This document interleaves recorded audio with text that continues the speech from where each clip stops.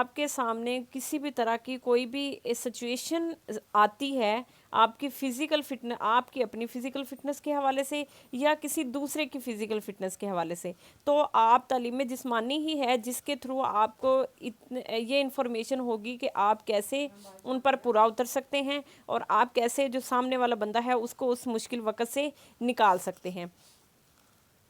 اب جی تعلیم جسمانی جو ہے اس میں جو ارسطو ہیں ان کی رائے میں تعلیم جسمانی صحت انسانی کے لیے خصائص حمیدہ میں سب سے اہم کردار ہے، اور جسمانی تعلیم صحت کی ترقی اور حفاظت کے لیے بہت اہم جو کردار ہے وہ بھی سر انجام دیتی ہے۔ اب جسمانی سرگرمیاں جو ہوتی ہیں وہ بچے کی فطرت کا حصہ ہوتی ہیں، مطلب اگر کسی بچے نے کوئی نہ کوئی ایکٹیویٹی کرنی ہے تو وہ تعلیم جسمانی میں ہی کاؤنٹ ہوگی۔ اب بچہ ہے اگر اس نے ہاتھ پاؤں ہلانا شروع کیا ہے تو وہ اس کی تعلیمی جو جسمانی تعلیم ہے وہ پوری ہو رہی ہے۔ اگر اس بچے نے رینگنا شروع کیا ہے تو بھی اس کی تعلیم جسمانی جو ہے وہ کمپلیٹ ہو رہی ہے۔ اس نے چلنا شروع کیا ہے، اس نے ڈیفرنٹ ایکٹیویٹیز کرنا شروع کی ہیں، تو یہ تمام کیا ہوں گی، یہ تعلیم جسمانی میں ہوں گی۔ لیکن اب چھوٹے بچے کو بالکل بھی نہیں پتہ کہ اس نے اپنی صحت کا خیال کیسے رکھنا ہے، اور وہ جیسے جیسے بڑا ہوتا ہے تب جا کے اسے پتہ چلتا ہے کہ اگر میں نے سردی میں کولڈ ڈرنک لے لی ہے یا میں آئس کریم میں نے لے لی ہے تو اب اس کے بعد مجھے فلو ہو جائے گا، بخار ہو جائے گا، مجھے ٹھنڈ لگ جائے گی۔ تو اس قسم کے اثرات ایک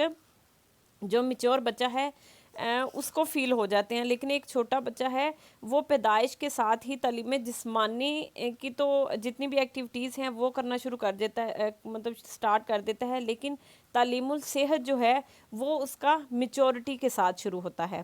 تو اب اگر ہم تعلیم جسمانی جو ہے، اب یہاں پہ دو پوائنٹس ہیں، ایک یہ ہے کہ تعلیم الصحت جو ہے وہ وقت کے ساتھ ہمیں سمجھ آتا ہے، وقت کے ساتھ ہم اس کو اپناتے ہیں، لیکن جو تعلیم جسمانی ہے جب بچہ ماں کے پیٹ میں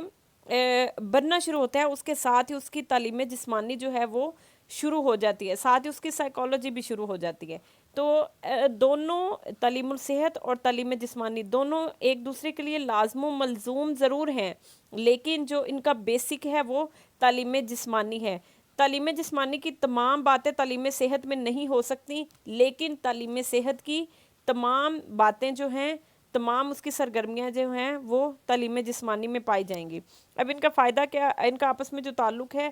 اسے ہمیں کیا فائدہ ہوتا ہے؟